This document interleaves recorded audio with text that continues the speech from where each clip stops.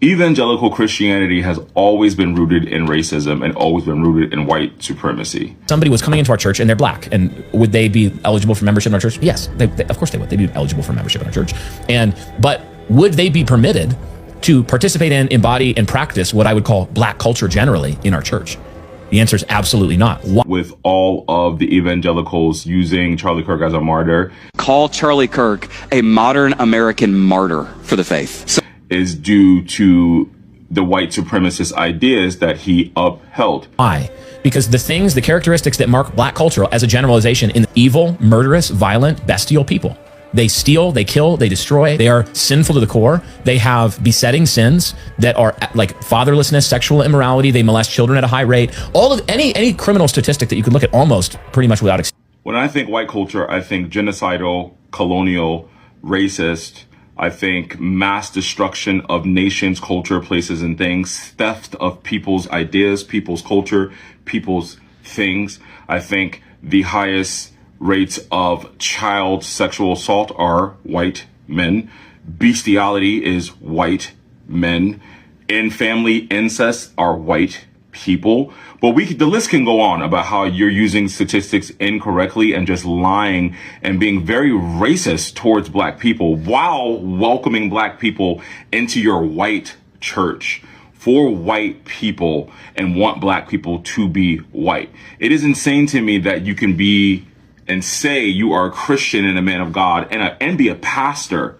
You're a pastor and you're coming online and you're spewing hatred, racism, and just straight up fallacies about black people, all while upholding mass shootings, violent sexual assault, mass theft, destruction. The list goes on of what white culture has done to the world and what white people continuously do to the world. But you want to vilify black people on your platform because you are reaching out to the sentiment of white racist people on the right in this country. Because, like I said, white evangelical Christianity is a form of religious extremism.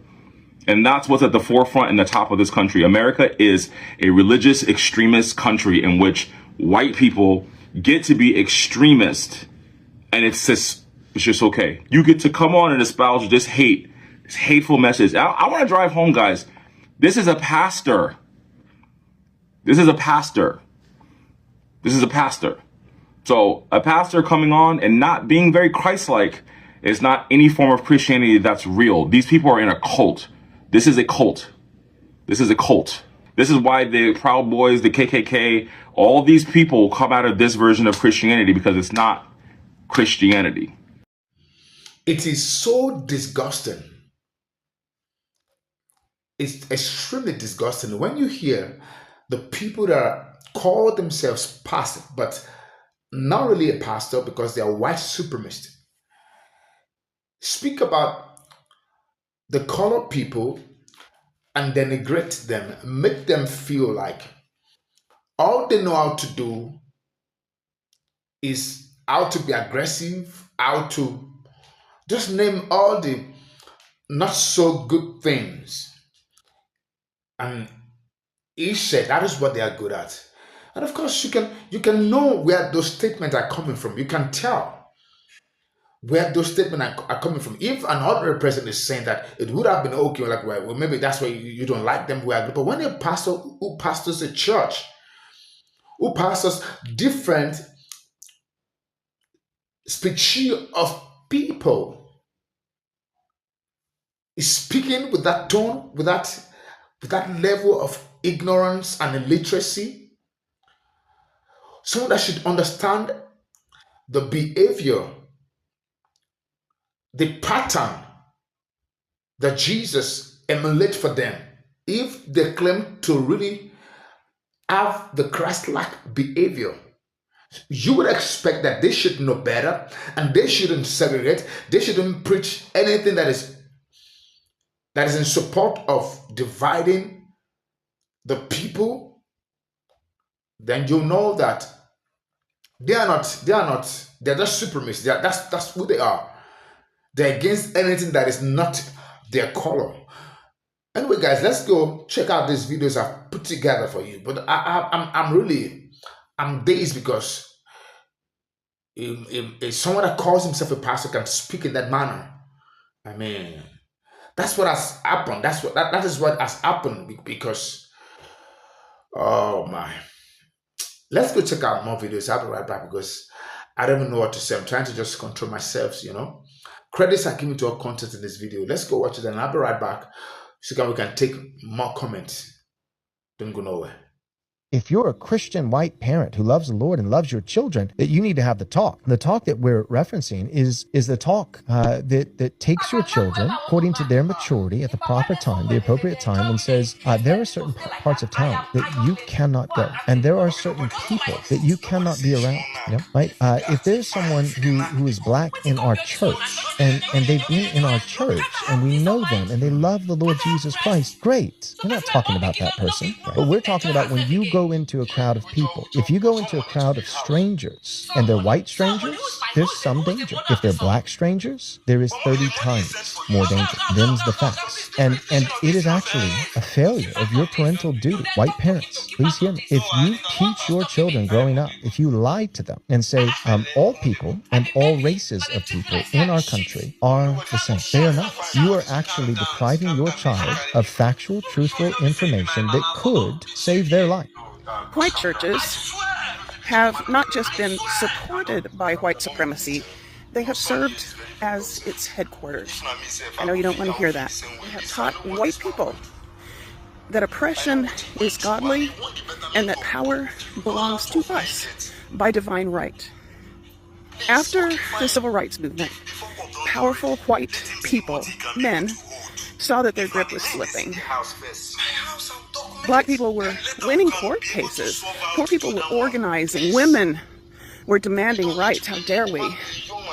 LGBTQ people were coming out of their closets. And the foundations of white male dominance were cracking. So they thought, what can we use that no one will question? In 1979, Jerry Falwell founded the Moral Majority. He said it was about championing family values. That was a lie. The real trigger was that the IRS had begun revoking tax exemptions for whites-only Christian schools. Those whites-only schools were created specifically to avoid integration. Falwell's own school, the Christian Academy, was one of them. The platform of the Moral Majority ended up getting built around the issue of abortion. Although that wasn't the original plan, they basically test drove different topics to see which ones would resonate the most with the audience they needed to capture, which was white Americans, white Christian Americans. It had everything to do with maintaining the right to discriminate, yet still enjoy government benefits. This guy named Paul Weyrich, who was a conservative political strategist, he teamed up with Falwell to build a political base. He admitted that abortion had not really motivated white evangelicals until it became politically useful. Their real grievance was losing control over who could sit in their classrooms, walk into their churches, and live in their neighborhoods. Once they realized that abortion could mask their racial panic, they made that their headline issue.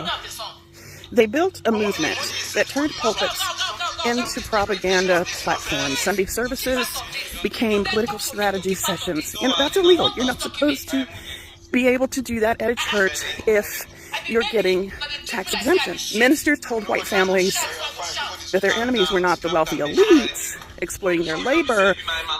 They were not the politicians cutting their wages and stealing their pensions. The churches pointed to the poor, the black, the brown, the queer, the immigrant. Those people are the ones that are taking food out of your children's plate. They told white people they were being persecuted every time they were asked to share. And yes, I understand what it means for me to say this out loud. I know what it means to say that the church, something which is so sacred to so many, has been a central engine of the immoral institution of white supremacy. I know this will upset people. The white church has stood on the wrong side of every fight for justice in this country. Every one. During slavery, it defended human ownership. During Jim Crow, it defended lynching and segregation. Christian church members attended lynchings and brought their children to steep them in that evil. During the civil rights movement, it defended denying benefits to Black people. During the rise of Trump, it defended cruelty in the name of religious liberty, as if Trump has a clue. Some churches resisted, yes. There are liberal churches who have a strong history of being on the right side of these issues, but most didn't. Most chose comfort. Even now, white churches help elect leaders who lie, steal, incite violence. They wage war on education. They call justice wokeness as an insult. They are consuming a message that keeps them at the center with the elite in their minds. They choose white power over compassion, over empathy. One share shows you care about setting the record straight. Please share. Next time, I am going to talk about how Donald Trump did not hijack the system. He was groomed into it. Christian nationalism is just white supremacy cosplaying as a Bible study. And I talk about Christian nationalism a lot and how I think it's the biggest threat to our democracy right now. And I want everybody to know that Christian nationalists do not care about your freedoms and they do not care about human rights. And if you knew about the history of white evangelical Christian nationalists, you would understand why that's the case. I don't think a lot of people realize that the reason a lot of Christians, private Christian schools started popping up is because of the desegregation of public schools. They didn't like that so much that they decided to build up their own private Christian schools and not accept Black students in the name of religious freedom. The founder of Liberty University actually made a school like this, Jerry Falwell Jr., and he would preach sermons about how God wants segregation. Bob Jones University also did this. They banned Black students, and then after they started allowing Black students, they banned interracial relationships and dating. And the only reason they went back on that is because the IRS was saying they could no longer be tax exempt if they were going to continue to discriminate. So they didn't go back on this because they changed their mind. It was only because they were no longer tax exempt. And I want it to really sink in that these schools started not because they wanted to teach these kids about the love of Jesus, but because they didn't want a Black child sitting next to their white kid. The more history you learn about white evangelicalism, Christian nationalism, the more you realize how serious of a threat it is to our freedoms and human rights. I am losing social media friends for calling out the hypocrisy of Christians celebrating and embracing Charlie Kirk as a great example and a great role model and a martyr for Christ. And I gotta tell you, I've been struggling to reconcile this because I really want to believe that white evangelical Christians are not the white supremacist, racist people that non-believers tell me they are. But when they are embracing a man who was so blatantly a white supremacist, racist person and regularly said absolutely horrible, disgusting things about people of color, and they call that twisting some choice phrases or being taken out of context, there is no amount of context that would make the racist stuff he says okay, unless you also agree that people who are Black are less intelligent and less qualified and less than white people, which is what he believed and what he repeated and what he said on a regular basis. I'm like going through all the horrible things he said and being like, how could a Christian support that? And I'm like, oh wait, they probably are okay with racist stuff being said about Black people because they do think that Black people these days are playing the race card and aren't really oppressed. I literally had my own pastor from back in the day refused to comment on one of his own staff members attacking me and telling me that I had fallen away from God for questioning her on claiming that Black people in this country are not oppressed. And that person who stays out of politics came on Al Gore's internet to post about Charlie Kirk being a martyr that would reap a harvest.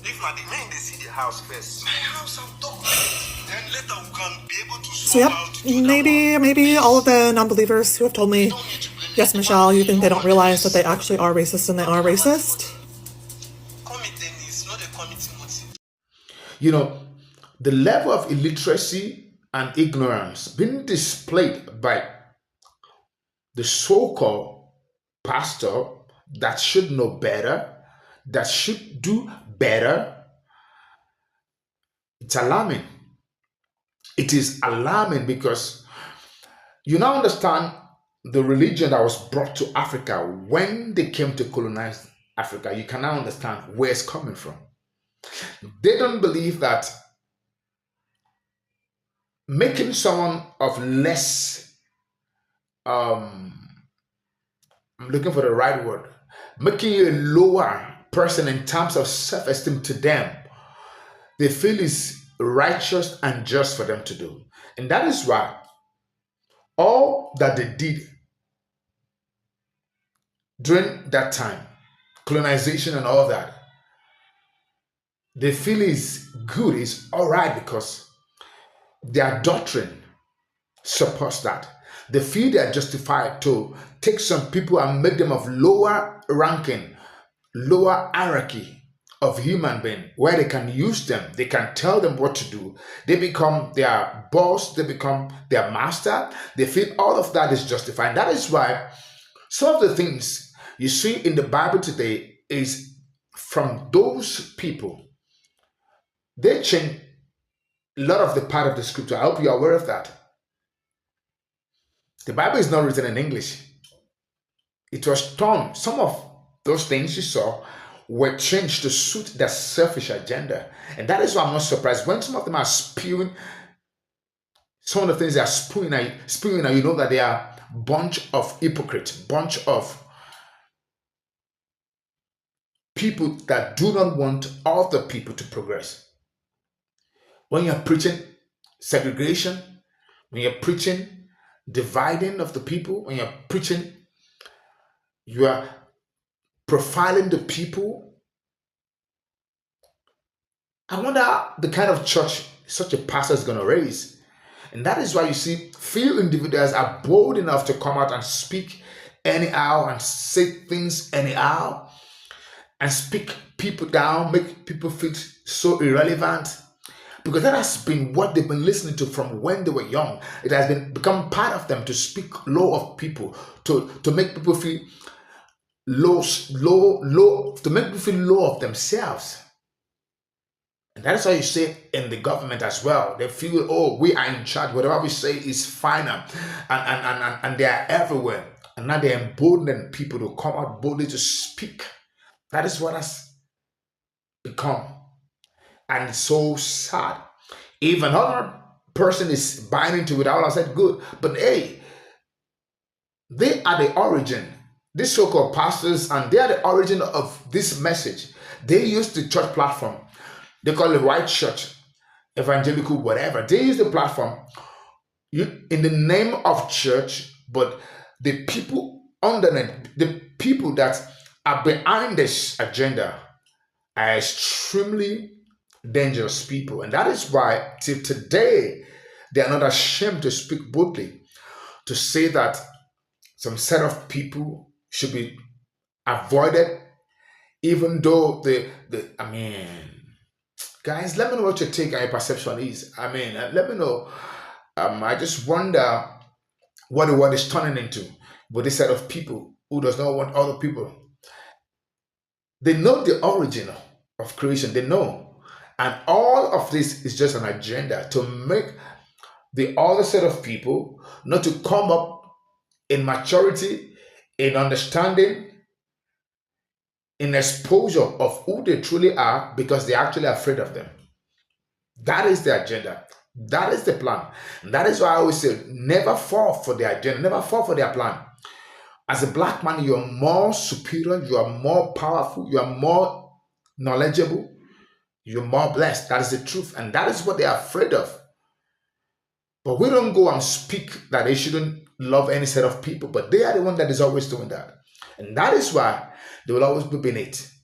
Their propaganda is exposed now. We know the tricks, we know all of the agenda, so it's going nowhere. It's below the belt. It's not going to prosper because eyes are open now to know the truth and who the chosen really is. We know. Thank you guys for watching. Subscribe, like, and comment, and let the conversation continue at the comment section, guys. Thank you, and bye-bye.